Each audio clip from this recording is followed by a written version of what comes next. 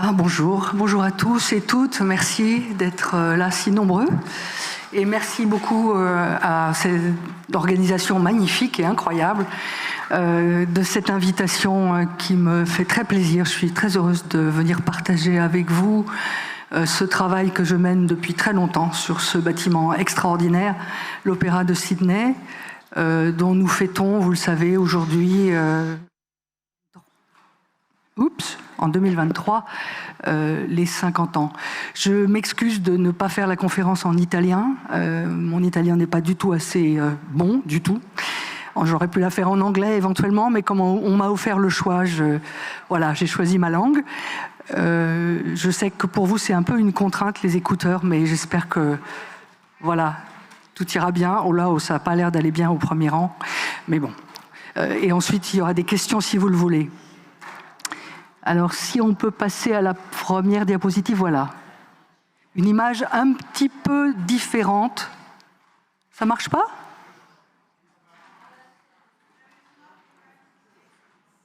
Ah.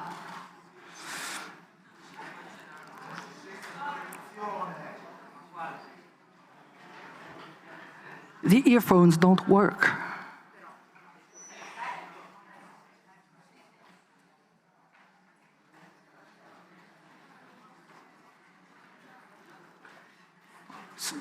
So what do? I go on or I stop? Je continue ou pas?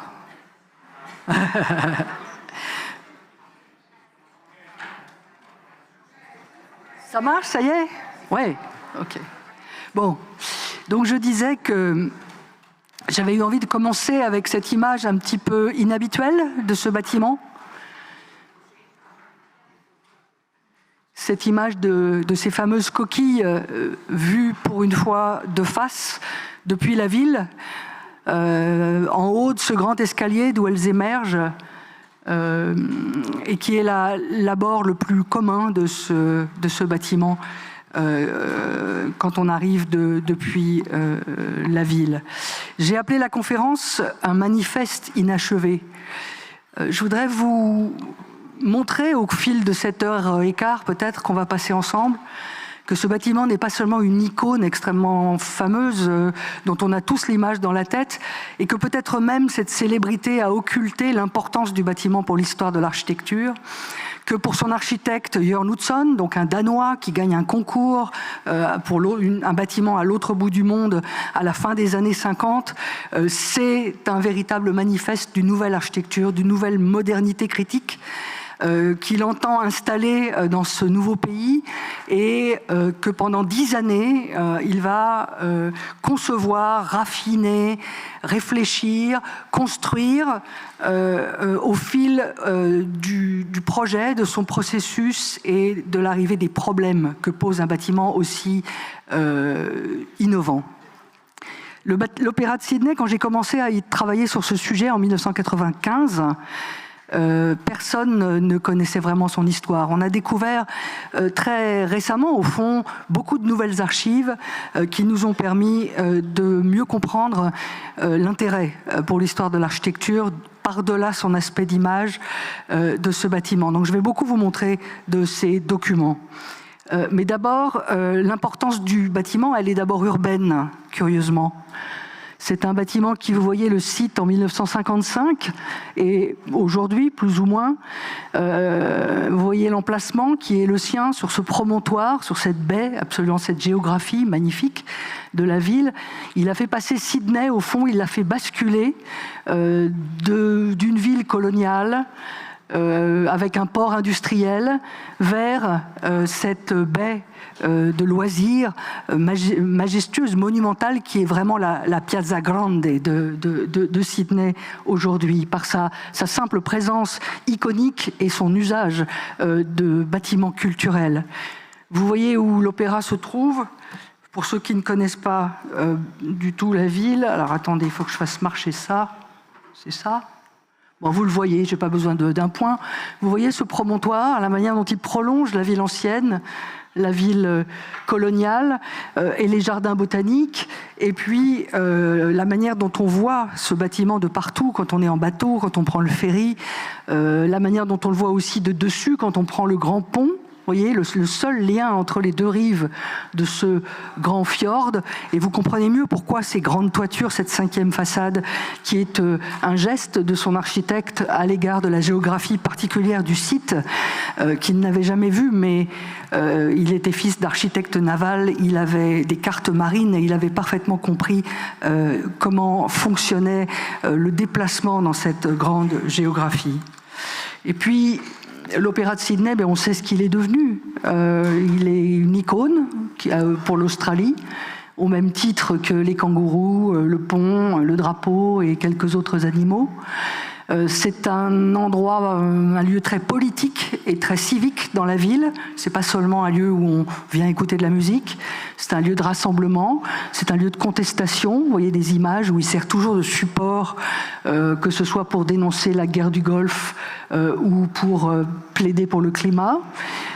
C'est un lieu aussi cérémoniel, ce que son grand escalier encourage, aussi bien accueille aussi bien des mariages chinois que des gay pride australiennes.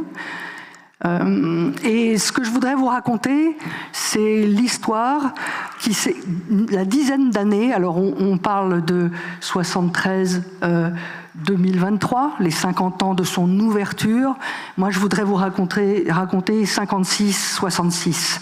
Ce moment, ces 10 années pendant lesquelles qui séparent le concours que gagne Hudson contre toute attente en janvier 1957. Vous voyez la une du journal quotidien de Sydney, avec cette image qui n'est pas tout à fait celle qu'on connaît aujourd'hui. Vous allez voir comment le projet a évolué.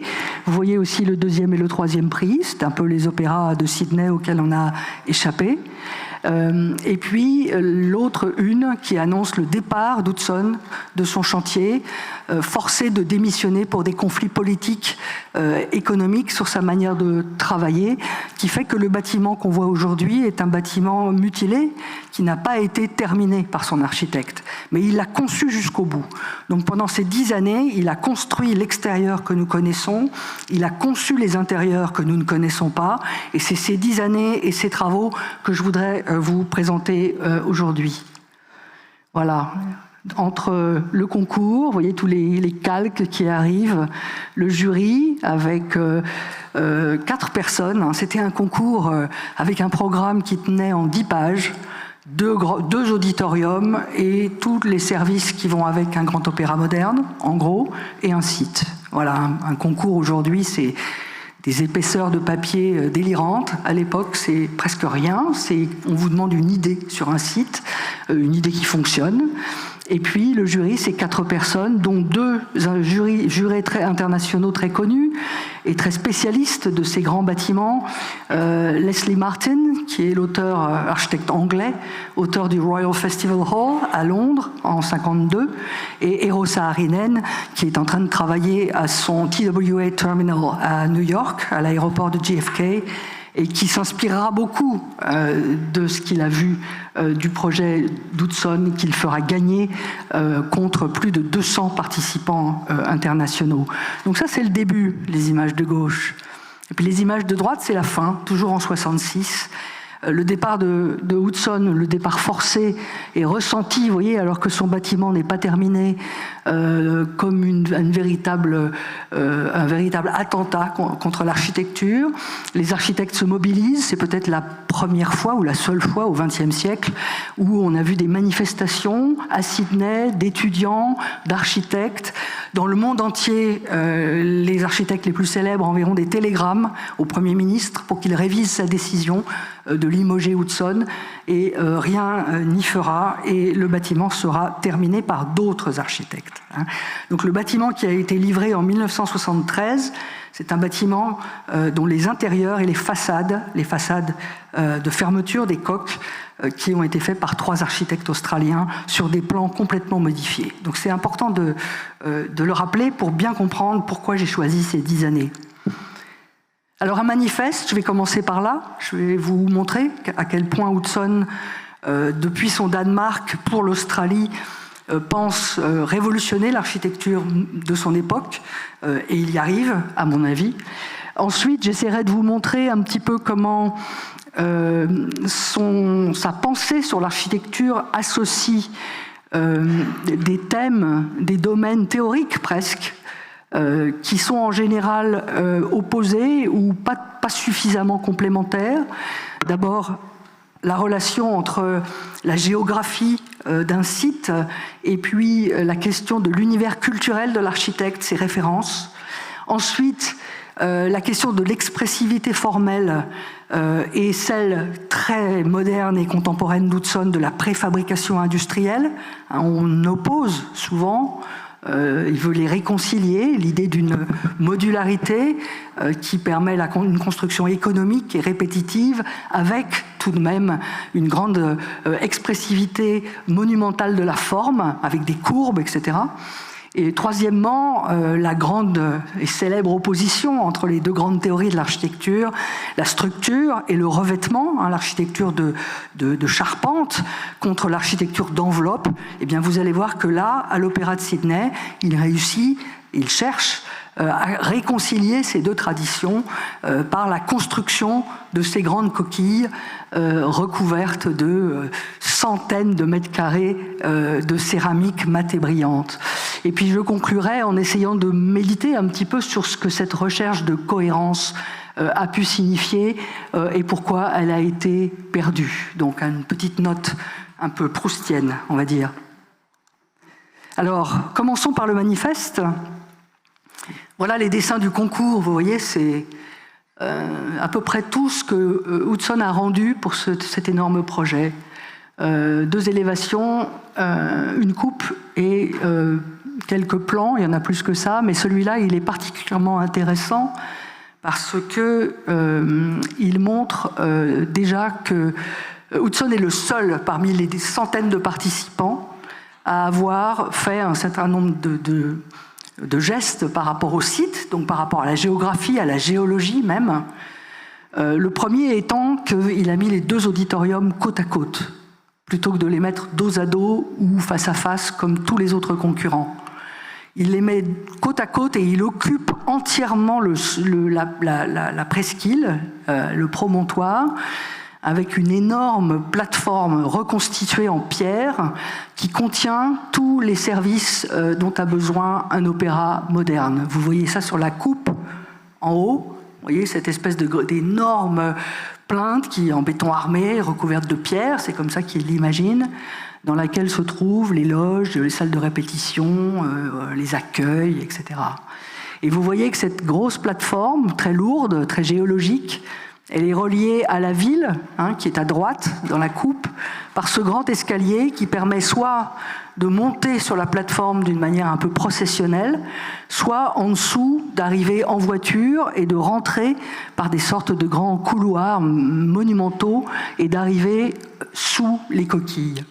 Et puis la deuxième idée importante, c'est évidemment cette conscience que l'opéra sera vu de partout, comme on l'a vu avec l'image du site, et cette idée qu'il faut, pour lui donner sa présence, pour cacher toutes les machineries de scène qu'il y a au-dessus des salles de concert, et pour faire en sorte que le public arrive dans un lieu qui serait presque un lieu sacré de la culture, ces jeux de coquilles minces, vous voyez, qui sont déployés en éventail, qui rappellent certes les yachts qui voguent sur la baie, mais qui plus largement sont plus une déclaration un peu expressionniste qui viendrait couvrir, vous voyez, le troisième élément qui sont ces auditoriums qui auraient habité à l'intérieur, sur la plateforme et sous les voûtes,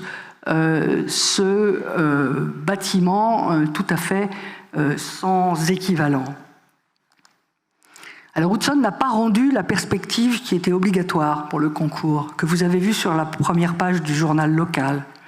C'est Saarinen qui a fait des croquis pour montrer au jury que c'était un projet génial. La perspective qu'il a envoyée, c'est celle-là.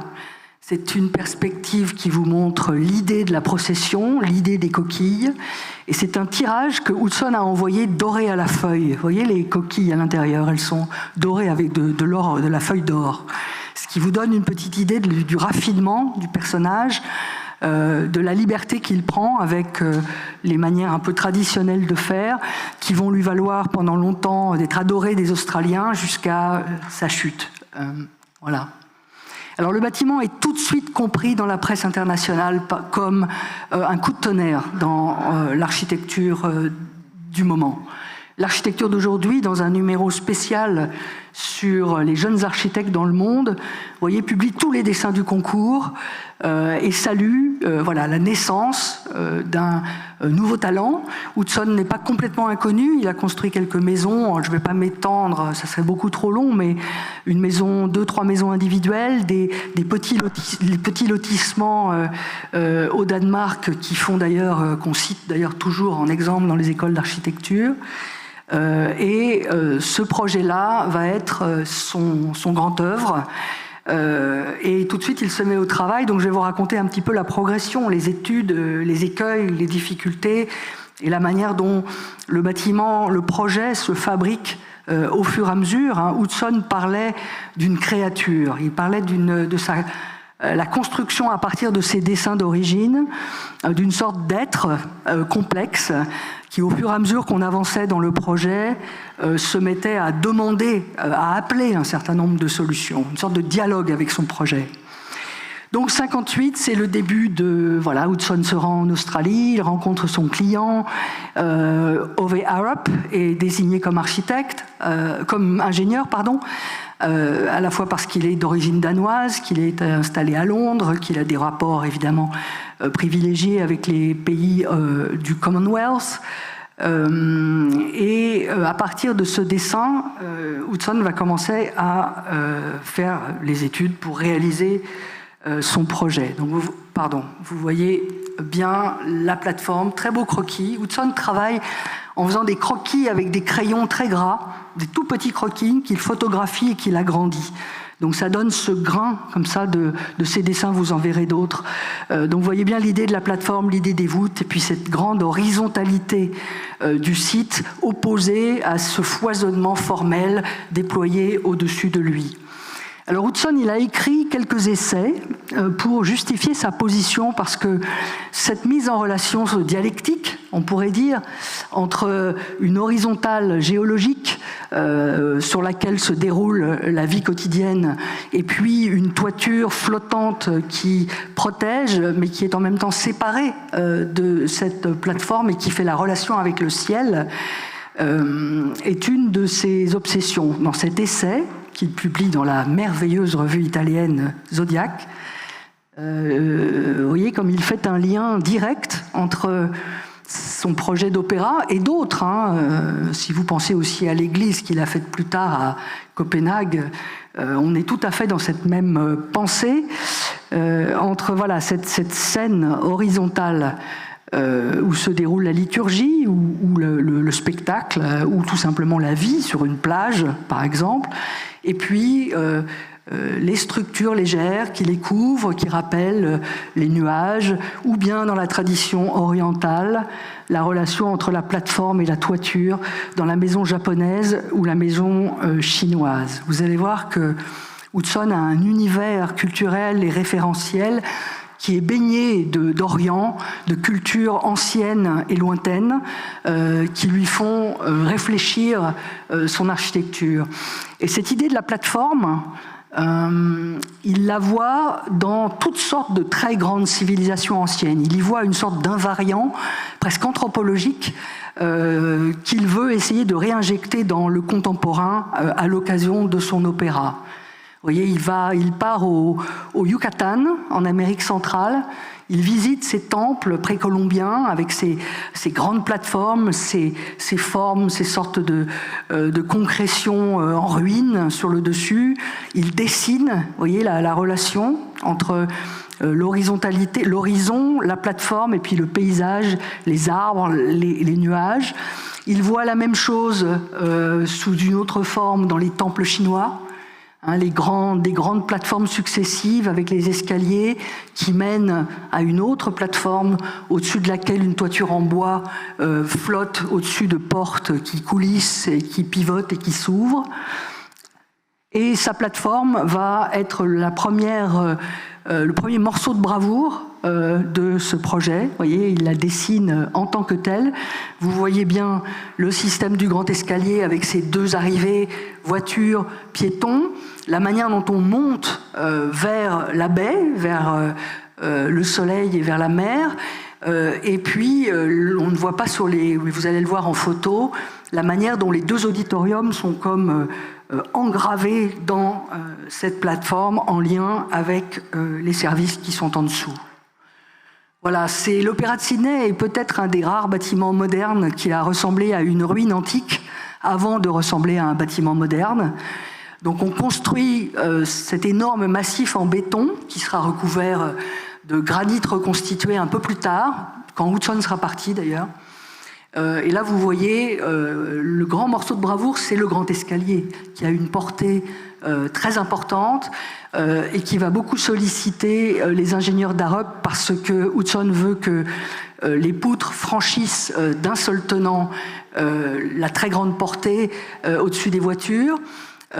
Et que surtout la plateforme soit parfaitement horizontale et que donc la récupération des eaux pluviales se fasse par ces poutres qui seront des poutres creuses. Elles servent aussi de gouttières. Elles sont à la fois techniques, plastiques et architecturales.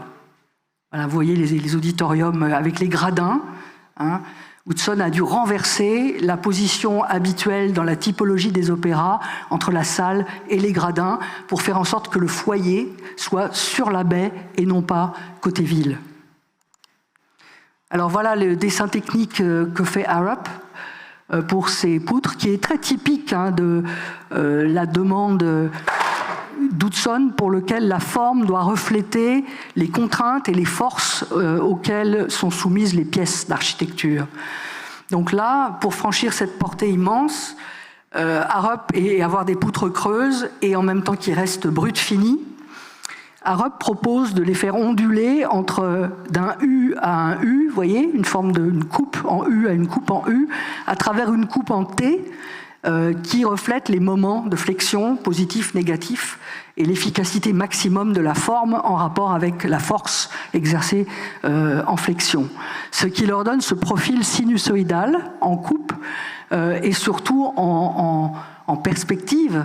Voilà, cette forme de grand dauphin, comme ça, mince, et qui permet de couvrir sans poteau intermédiaire cette grande portée. Voilà les photos des maquettes de ce principe de poutre.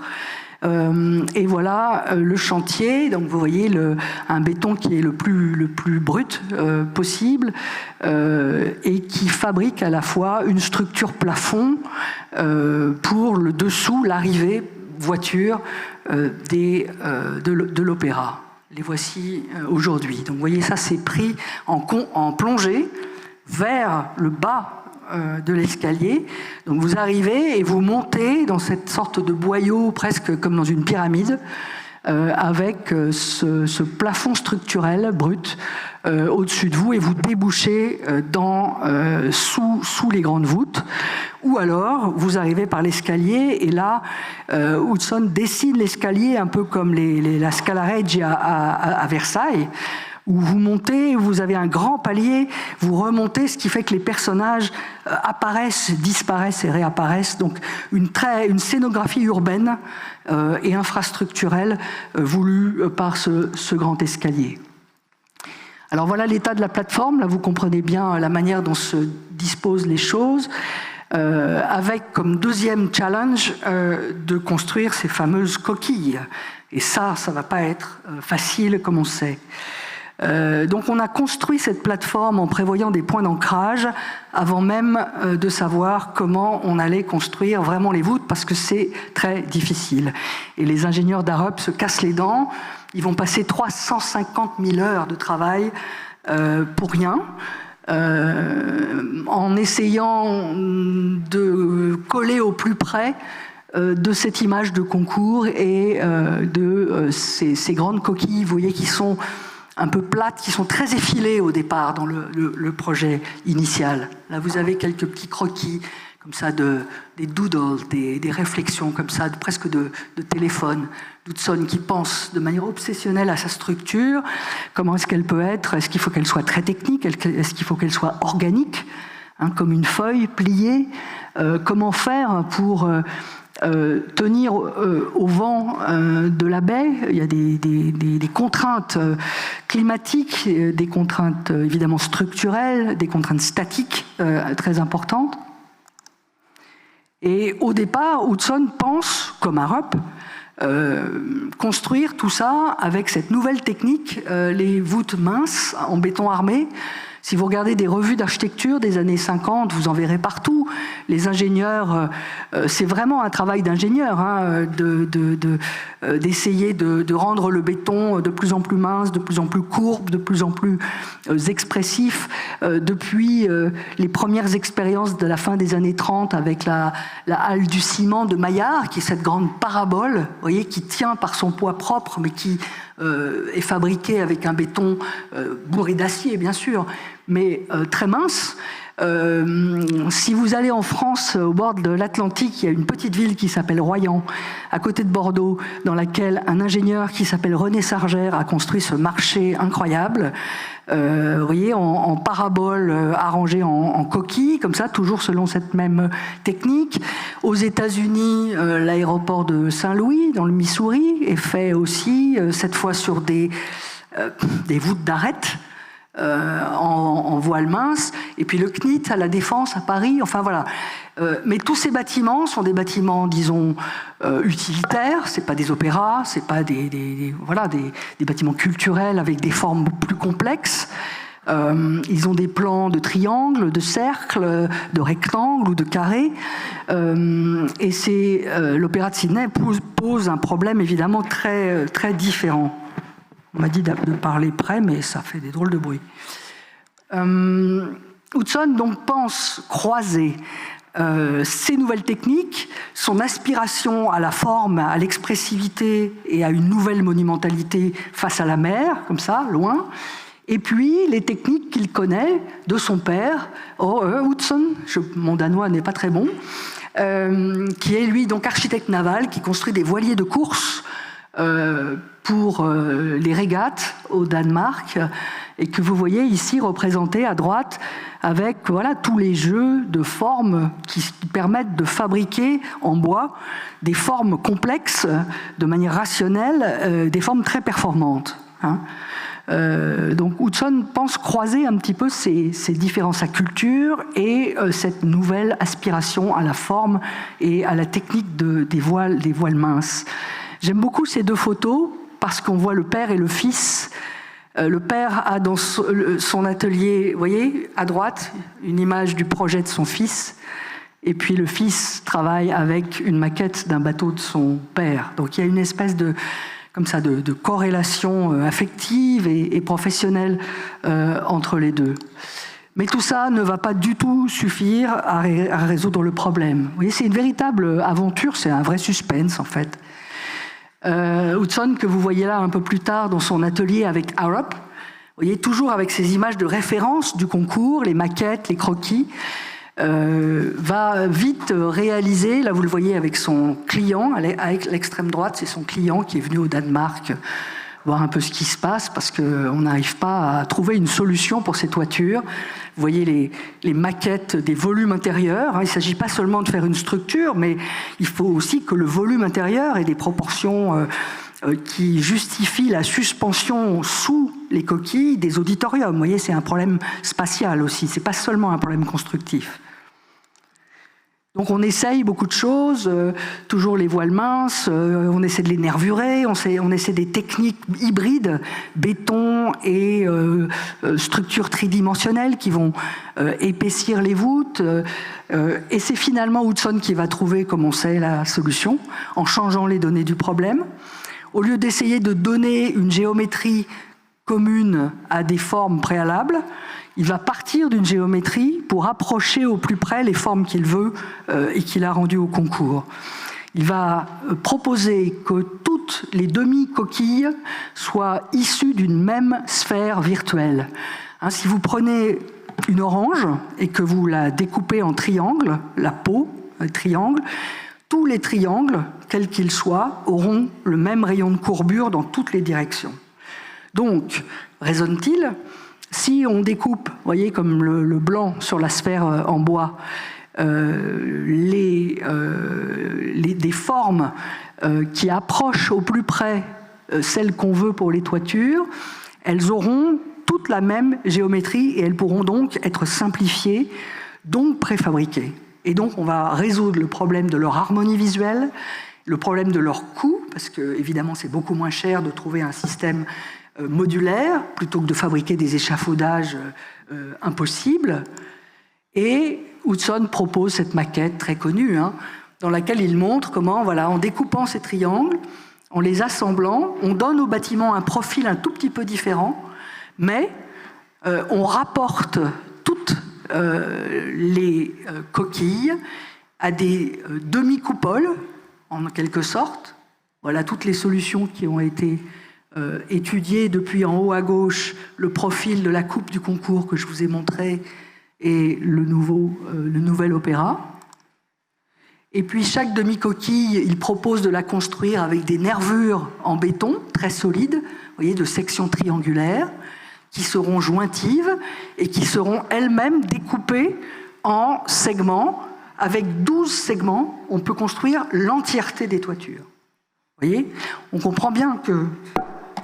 J'aimerais bien avoir mon pointeur, mais je ne sais pas sur quoi appuyer. Ça, peut-être ? Non. Attendez. Ah. Voilà. Vous voyez que toutes les nervures sont identiques, que si vous voulez une demi-coquille plus courte, bah, vous faites des nervures plus courtes, mais en gros, tout ça est commun.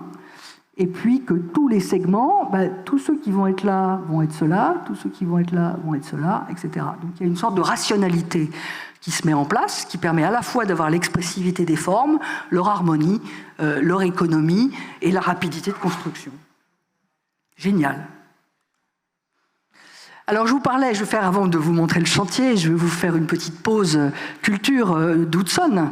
Hudson, il est danois, et donc scandinave, et il est l'héritier, en dehors de son père, de toute une tradition qu'il a apprise à l'Académie royale de Copenhague, où il étudie dans les années 30 et 40.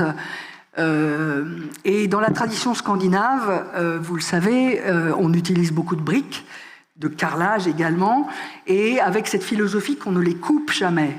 C'est-à-dire que les constructions doivent être des multiples, on s'arrange, le calpinage, le déploiement des modules de briques ou de carrelage informe le plan, la coupe, enfin informe très fortement l'architecture, c'est le cas chez beaucoup d'architectes. Et il y a à Copenhague une église qui fait référence en la matière, que évidemment Hudson connaît, c'est l'église de Grundtvig, vous voyez, qui date, qui est assez tardive, qui est une sorte d'église néo-gothique, qui est un manifeste de la brique comme seul matériau de construction. Elle est construite intégralement en briques claires. Vous voyez, le sol, les voûtes, les murs, les ornements, les détails, tout est fait avec ce module de briques unique qui est décliné sans jamais être coupé. Hein. Donc voilà une clé de ce goût déjà traditionnel d'Hudson pour la répétition des modules et de leur capacité expressive. Évidemment chez Aalto, donc en Finlande, où Hudson a travaillé quelques mois après son diplôme, on trouve cette même idée d'utiliser la brique, alors différents types, que ce soit dans des bâtiments civiques comme la merveilleuse mairie de Salo, ou par parenthèse, vous voyez qu'il y a la même idée de monter vers une sorte de plateforme qui est dans la forêt, c'est un endroit sublime, et de construire toutes les formes, les escaliers, les murs, avec un seul matériau, la brique, et des charpentes très expressives en bois. Si vous connaissez le bâtiment, il y a une charpente très célèbre. Donc Aalto est certainement très fortement présent dans la pensée d'Hudson. Et puis il y a tous les débats de l'époque, les débats des années 50, les débats qui se développent au sein des congrès d'architecture moderne, des SIAM, des congrès internationaux, auxquels Hudson participe indirectement par le biais de son ami norvégien Arne Korsmo. Voilà, par exemple, une page manifeste d'une architecture mécano, d'une architecture d'assemblage. Comment peut-on réfléchir, notamment sur le logement, pour construire vite et bien grâce aux nouveautés de l'industrie. Mais comme toujours chez Hudson, tout ça se met en dialectique avec des choses plus traditionnelles, comme par exemple l'architecture japonaise, qui, comme vous le savez, est calculée sur la multiplication du module qu'est le tatami, qui donne la dimension des pièces, et avec quelques éléments, une cloison, un placard, on arrive à fabriquer tous ces plans possibles d'un intérieur. Donc vous voyez toujours cette tension entre tradition et les débats brûlants du moment. Et puis Hudson cherche une architecture organique réellement. Il a été très impressionné par Frank Lloyd Wright, comme beaucoup de gens de sa génération et celle d'avant. Et il voit là encore, alors organique, pas au sens où on imiterait la nature, mais au sens où la biologie nous apprend que la nature assemble, fait proliférer selon un code génétique des cellules de base qui permettent de fabriquer des formes complexes. Donc voilà, j'ai fabriqué un petit photomontage avec la fameuse tour de Wright à Racine pour la société Johnson Wax. Et puis cette idée de la nature, telle qu'elle a été depuis les années 20 promue par l'expressionnisme ou la nouvelle objectivité, la photographie de ces plantes avec leurs modules répétitifs qui s'affinent et qui fabriquent des formes en croissance, avec des éléments semblables, et que Hudson, évidemment, lie avec son intérêt pour la Chine ancienne, donc pas seulement les temples, mais aussi les pagodes, où on voit cette réflexion sur la répétition, le module de base, la famille de formes, comme il l'appelle. Voilà. Et il se trouve, ça sera la dernière référence que je vais vous montrer, que ce temple que je vous ai montré tout à l'heure, eh bien, comme tous les bâtiments de la Chine impériale, il est construit selon un plan canonique qui sert pour tous les bâtiments en Chine à peu près, mais surtout, il est construit grâce à un traité de charpente en bois, qui est le plus ancien traité connu, imprimé. Nous, on a évidemment les traités de la Renaissance, mais au XIIe siècle, la Chine a déjà produit un traité imprimé en 8 volumes, qui, à partir, vous voyez, des géométries essentielles du cercle et du carré, dérive pour les charpentiers une série de normes qui prescrivent des pièces comme ça, des familles de pièces de charpente qui permettent de construire toutes les toitures possibles, des plus simples aux plus complexes. Autrement dit, tous les bâtiments chinois impériaux de l'époque et même d'après sont construits à partir de ces prescriptions qui articulent géométrie, modularité et fabrication de formes complexes à partir d'éléments simples. Hudson possédait un exemplaire de ce traité. Moi, j'en ai vu un à Paris, dans une bibliothèque de langues orientales. C'est un livre extraordinaire, vraiment, qui prescrit tout, depuis jusqu'aux couleurs, jusqu'à la décoration, jusqu'à la codification de la coloration des différents éléments d'un toit de pagode ou de maison. Alors, muni de ce bagage qui est assez personnel tout de même, tout le monde n'a pas dans sa bibliothèque ce genre d'ouvrage, tout le monde ne le feuillette pas tous les jours pour réfléchir à la solution pour un problème contemporain de voûte en béton.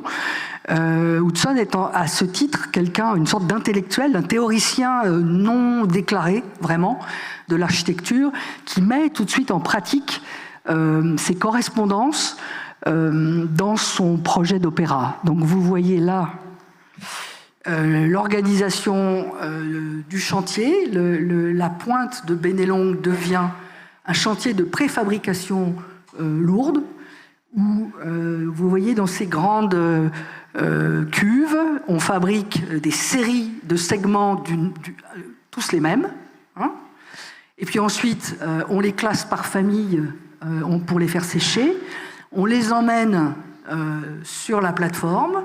On a coulé au préalable les parties ici fixes, qui ne sont pas en segment, qui sont l'endroit où s'adossent les voûtes dos à dos. Donc ici, vous avez la voûte qui fait ça, et puis là, celle qui fait ça. Voilà. Vous voyez le détail de ce chantier.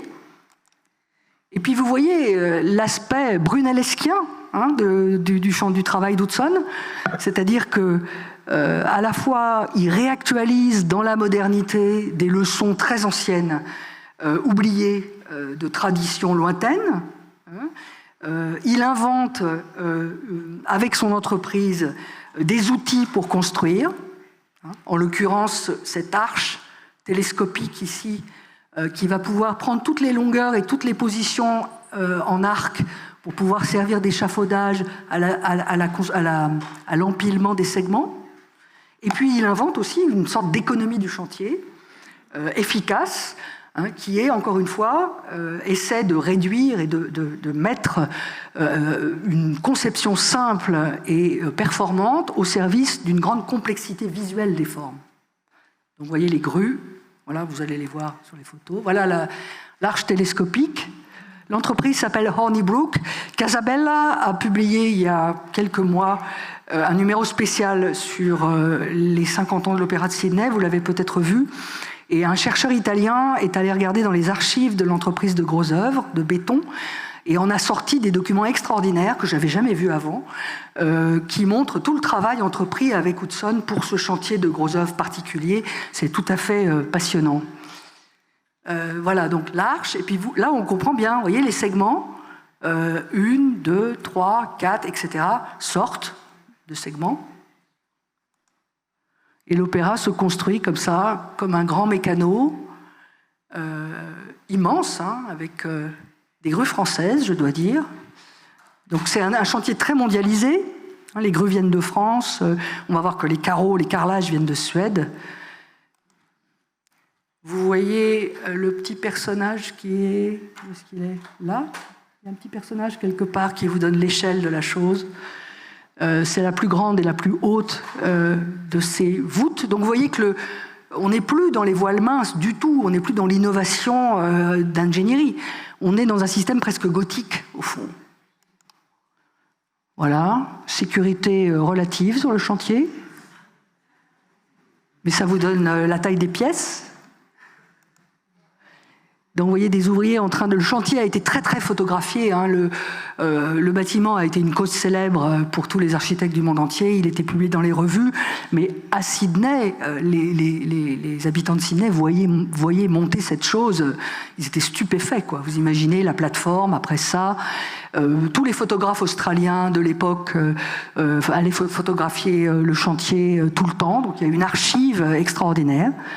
Donc là, vous voyez la pose des clés de voûte, parce que c'est vraiment des ogives, en fait, jointives, qui sont ensuite post-stressed, post-tendues. Le chantier va être assez innovant dans le développement d'un certain nombre de cols, puisque les segments sont à la fois collés entre eux et post-tendus de manière hydraulique. Pardon, voilà. Donc voilà une vue depuis la plus haute voûte. Et le chantier est absolument incroyable.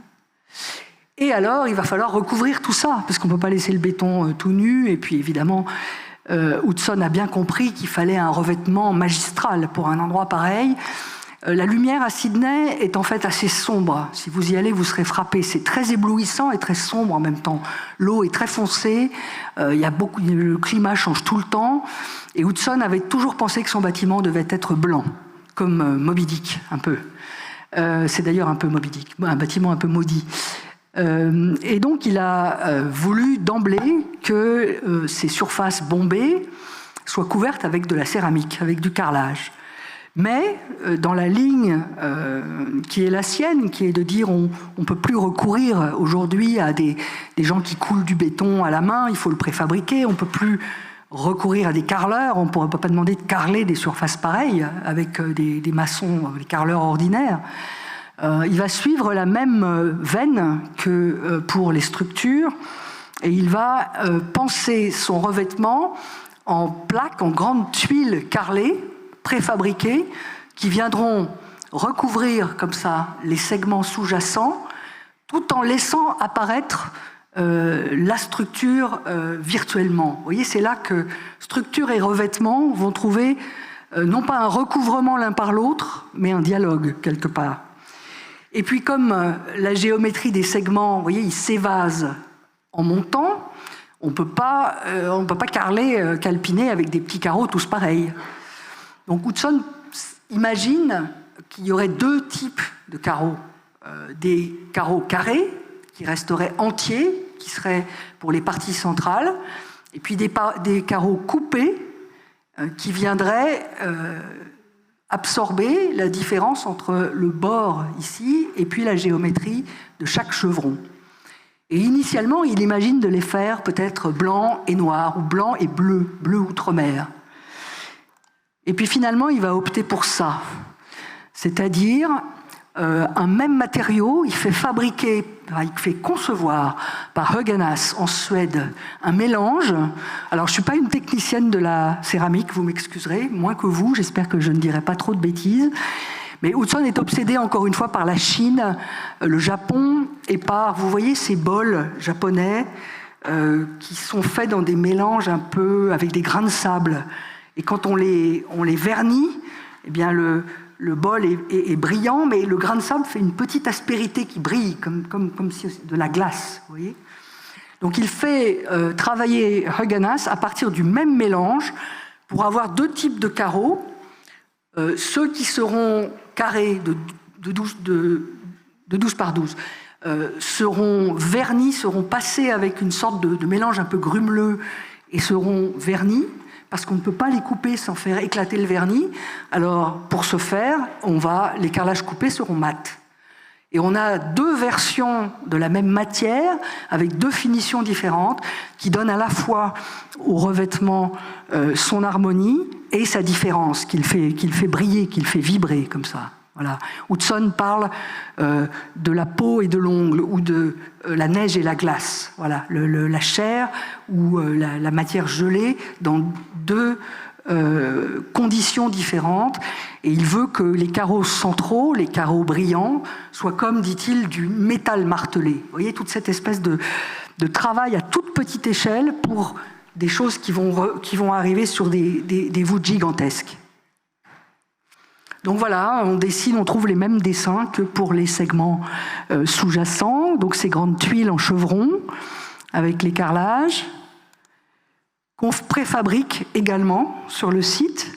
Donc vous voyez comment ça marche. On peut employer des ouvriers qui ne sont pas forcément des carreleurs de compétition, qui sont des ouvriers rompus à couler des choses sur un chantier. Donc vous voyez les moules en métal, avec les croisillons en relief. Les ouvriers vont chercher dans des sortes de bibliothèques de carreaux les carreaux nécessaires. Ils les posent à l'envers, crac, les petits carreaux latéraux. On met un ferraillage, on coule le béton et le ciment et on le vibre. Ensuite, après séchage, on démoule. On nettoie, on emmène et on stocke sous le grand escalier de l'Opéra achevé. Donc vous voyez les panneaux qui sont stockés par famille de formes, exactement comme l'étaient les segments qu'ils vont venir recouvrir. Vous voyez ce dialogue secret presque que mènent le revêtement et la structure dans ce projet. Et on fait les premiers essais de pose. Alors, évidemment, c'est très complexe, vous imaginez, de poser ça sur une structure pareille.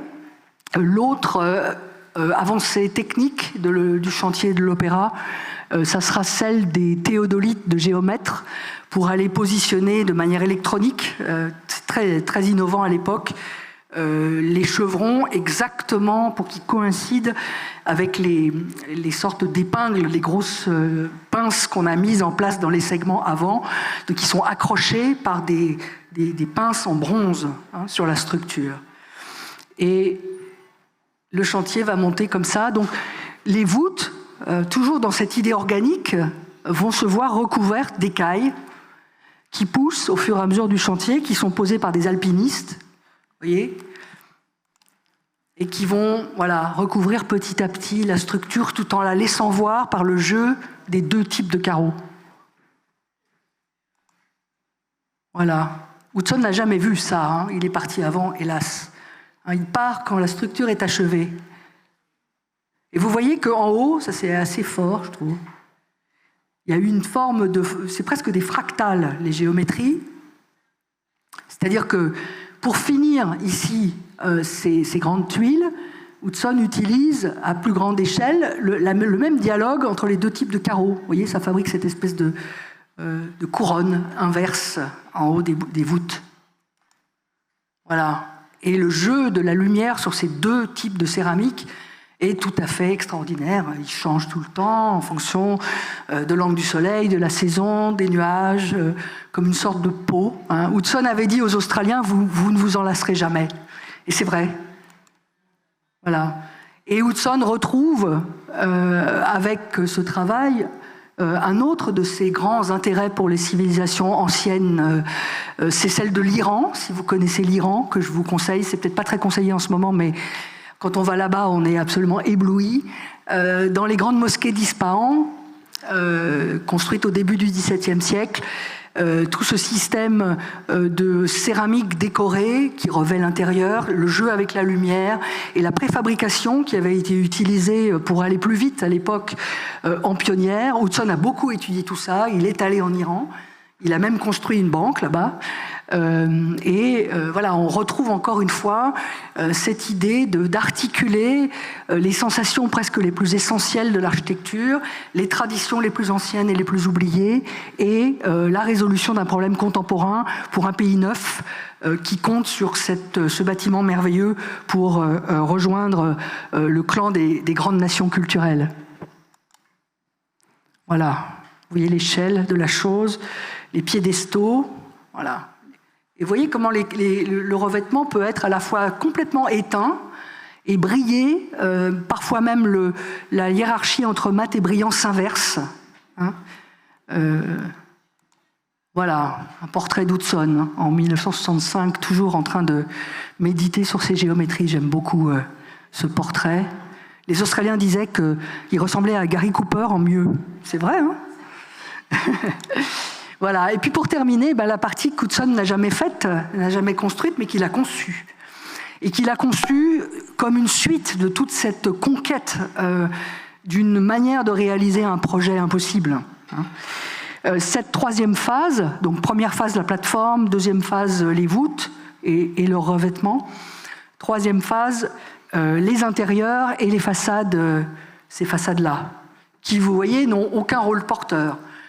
Hudson imagine suspendre, comme ça, des grands meneaux en contreplaqué, en bois, reconstitués, séparés par du verre, les suspendre aux voûtes, comme il suspendrait à l'intérieur les auditoriums à cette grande superstructure qui maintenant peut porter beaucoup de choses. Vous voyez, c'est aussi ça l'avantage d'avoir abandonné les coques minces. Donc, il imagine, là encore, préfabriquer tout ça. La géométrie est complexe, mais il a toujours sa référence organique en tête. Par exemple, une aile d'oiseau. Ça, c'est une image qu'il utilise beaucoup dans Zodiac, en particulier quand il publie ses dernières recherches sur l'opéra. L'idée que, voilà, une aile suspendue et qui s'affine, alors à l'inverse, vous voyez, qui devient de plus en plus épaisse au fur et à mesure qu'elle rejoint le petit portail d'entrée ici, sous les voûtes. Là, vous voyez la coupe sur les segments. Hein. Et puis, très vite, alors, pardon, vous voyez, il ne s'agit pas seulement d'aller fermer les voûtes, mais il faut aussi trouver un système qui marche pour tous les dessous, vous voyez, de tous les endroits où les coques n'atteignent pas le sol, justement pour que quand vous montez jusqu'à votre siège, que vous allez dans l'auditorium, mais vous avez des aperçus sur l'extérieur, sur la ville, sur la baie, etc. Voilà le plan. Vous voyez, Hudson imagine, voilà, des choses qui seraient pas dans le plan nécessairement de la coquille, mais qui pourraient entrer, sortir, des éléments presque autonomes. Le contreplaqué à l'époque est aussi un matériau nouveau. Hein. On l'utilise aux États-Unis. Alors, si vous connaissez ces projets, on l'utilise pour des petits objets. Le contreplaqué, qui est donc du bois reconstitué.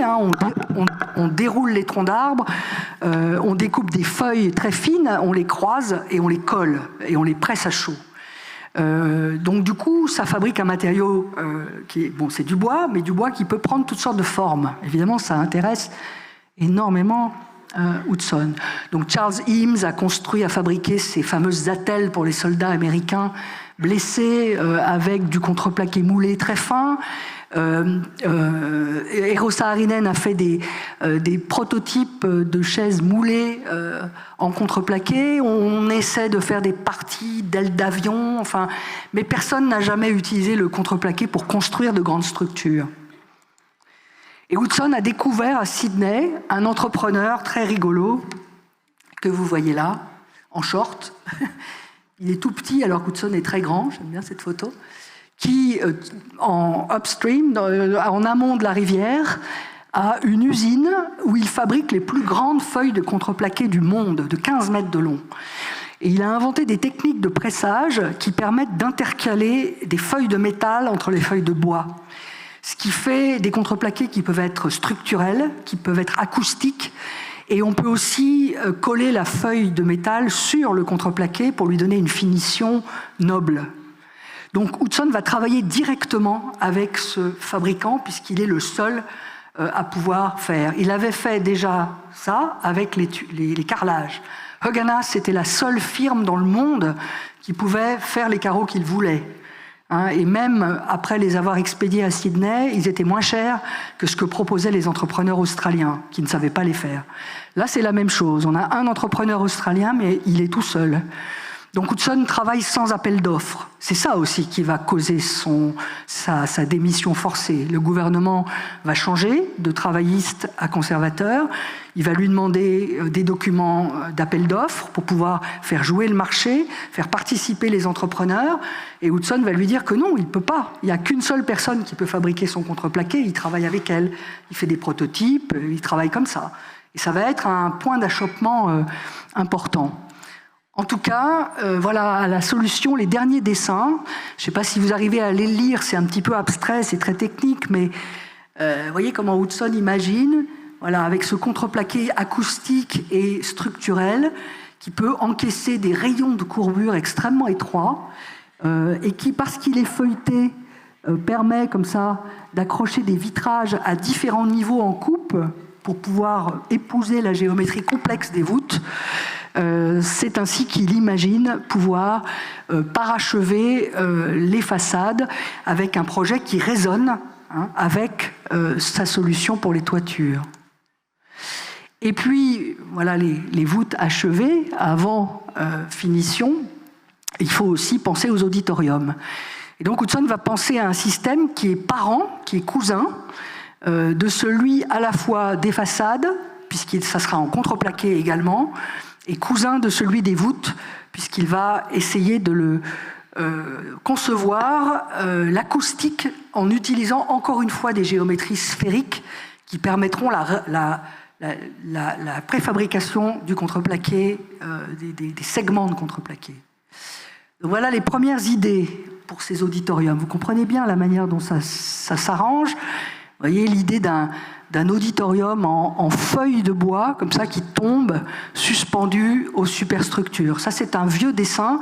Vous voyez, les voûtes sont encore des coquilles.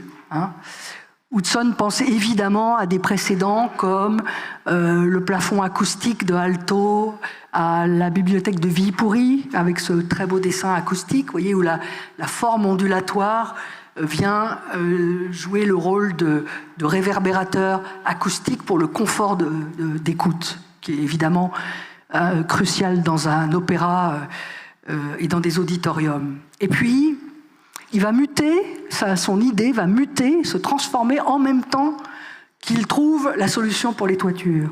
J'étais très contente quand j'ai trouvé ces dessins dans les archives à Sydney, où ils étaient oubliés depuis 1966. Hudson les avait laissés pour qu'on lui paye ses honoraires, et moi je les ai déterrés en 1995, je crois. C'est très émouvant, vous ouvrez un tiroir et vous trouvez ça. dans un parking sous la bibliothèque d'État, où ils sont rangés. Vous trouvez ça, l'idée d'un nuage emprisonné, comme ça, vous voyez, le dessin est agrandi ici, et puis vous trouvez ça, qui est le premier moment où Hudson change, vous voyez, le profil de son auditorium, et où les bandes de bois deviennent des poutres en contreplaqué acoustique, jointives, divisées en segments et générées par une géométrie sphérique, comme les toitures. Voilà les études, voilà ce qu'aurait pu être l'opéra à l'intérieur.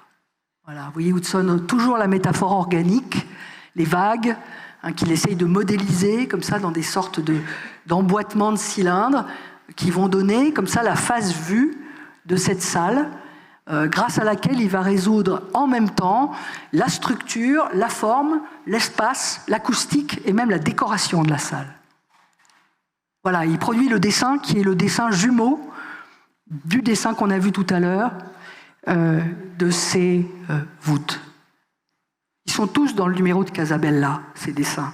Je ne peux pas faire de la pub, mais voilà, si vous les voulez en bien imprimé, beau, il y a eu un... Voilà, je vous le dis parce que...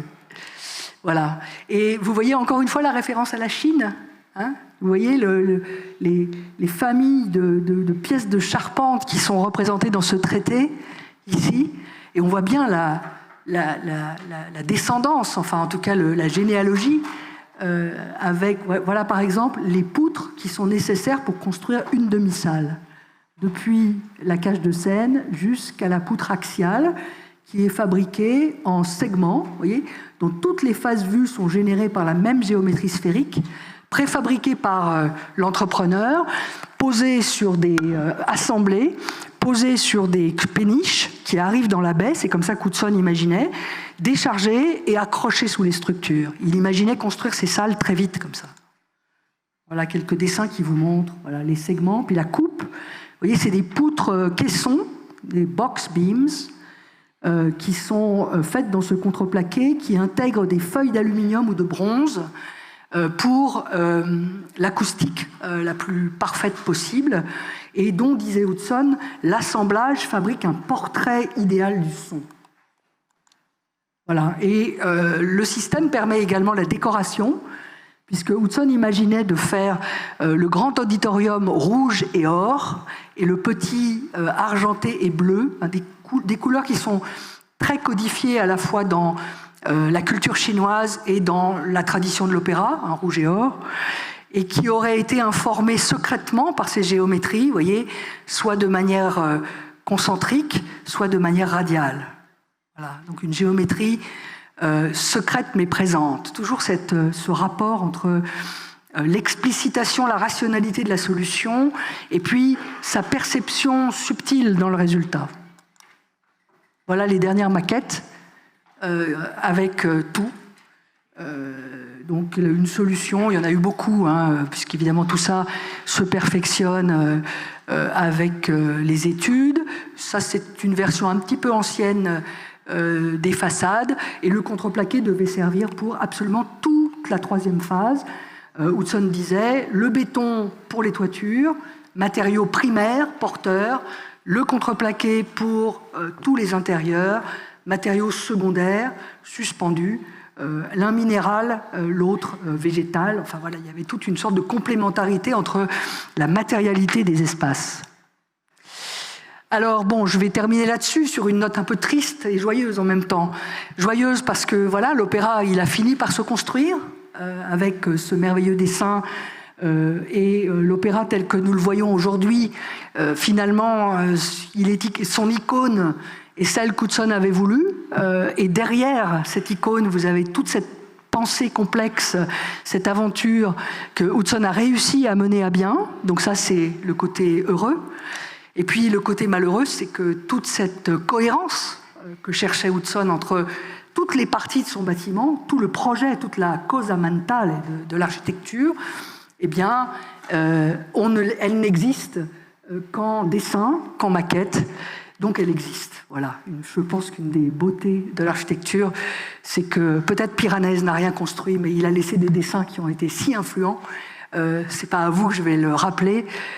Pour moi, ce travail, même si l'opéra n'a pas été achevé comme on aurait voulu, il reste toute cette histoire, toute cette leçon, tout ce merveilleux travail, et il reste un bâtiment qui est, par essence, un bâtiment qui met en relation l'art de l'architecture avec le paysage de manière géographique et peut-être même continentale. Voilà, merci beaucoup.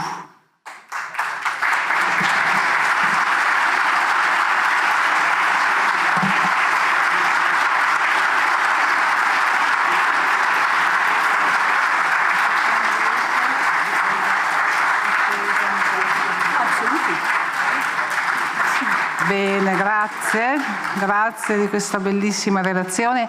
Abbiamo ancora qualche minuto a disposizione, quindi se qualcuno del pubblico ha qualche domanda da porre alla nostra relatrice, siete benvenuti di segnalare la vostra richiesta. Bonjour madame, je vous pose une question. Puisque on a bien vu que cette architecture est bien reliée avec tout ce qu'il y a autour, parce qu'elle n'aurait pas la même signification si ce n'était pas comme ça. Est-ce que vous pensez qu'aujourd'hui, on est encore vraiment intéressé à lier le bâtiment au lieu, ou pas? Ah mais je ne sais pas si on l'est, mais on devrait l'être. Oui, évidemment, mais est-ce que vous pensez que quand on a des nouveaux bâtiments, parce que par exemple, à Milan, les derniers gratte-ciel, enfin le seul gratte-ciel qu'on a, on a un lot et on bâtit un gratte-ciel. Donc on pourrait bâtir ce même gratte-ciel n'importe où, si vous voulez. Mm-hmm. Alors que l'opéra, évidemment, soit on l'a bâti là-bas, ou ça n'a pas la même signification. Donc est-ce que vous pensez qu'aujourd'hui, et côté architecte, côté aussi ceux qui commandent l'œuvre, est-ce qu'il y a toujours cet intérêt de relation entre les deux? Ben, on est dans une époque de mondialisation où la circulation des matériaux, des compétences, des attributions industrielles, des talents d'architectes circulent par définition partout. Donc on est forcément dans quelque chose que Rem Koolhaas a appelé la ville générique ou l'architecture générique, beaucoup plus. Mais il me semble qu'on est en train de peut-être prendre un tournant. Moi, je m'intéresse beaucoup aux questions environnementales, écologiques. Je pense que nous le voulions ou non, nous allons être obligés de réviser cette question. C'est-à-dire que les questions énergétiques, les questions climatiques, vont nous forcer à démondialiser, à transformer l'industrie qu'est l'architecture et l'urbanisme en quelque chose d'autre, parce que je crois que nous n'aurons pas le choix. Donc c'est pas une question s'il faudrait, c'est je crois que nous allons devoir, et qu'on ferait bien de s'y préparer.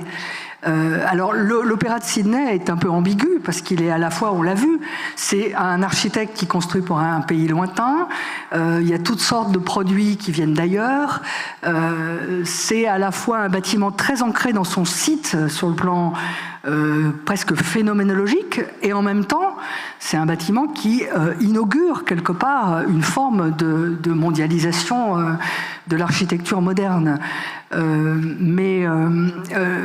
Voilà, moi je ne sais pas répondre à votre question sur le plan moral, je préfère y répondre sur un plan presque fataliste. Hein, c'est-à-dire que, par exemple, moi je travaille avec mes étudiants sur des grands bassins hydrographiques en France, où on essaye de réfléchir à des architectures qui soient à la fois situées dans des besoins locaux, mais aussi dans d'autres... Enfin, je pense que l'architecture doit se diversifier aussi. Elle doit cesser de produire des objets. Elle doit penser relation à la logistique, à l'urbanisme. Vous voyez, pour à la fois être, de son lieu et de son temps. Et notre temps qui vient, me semble-t-il, va être avec beaucoup moins d'abondance, beaucoup moins d'irresponsabilité que celui que nous allons bientôt quitter. Voilà, ça c'est une position assez personnelle. Mais c'est toujours intéressant d'en parler à l'occasion de ce bâtiment. Est-ce qu'il y a des autres questions?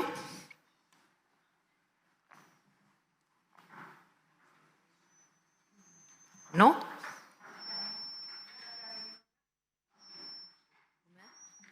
Une question en italien? Oups.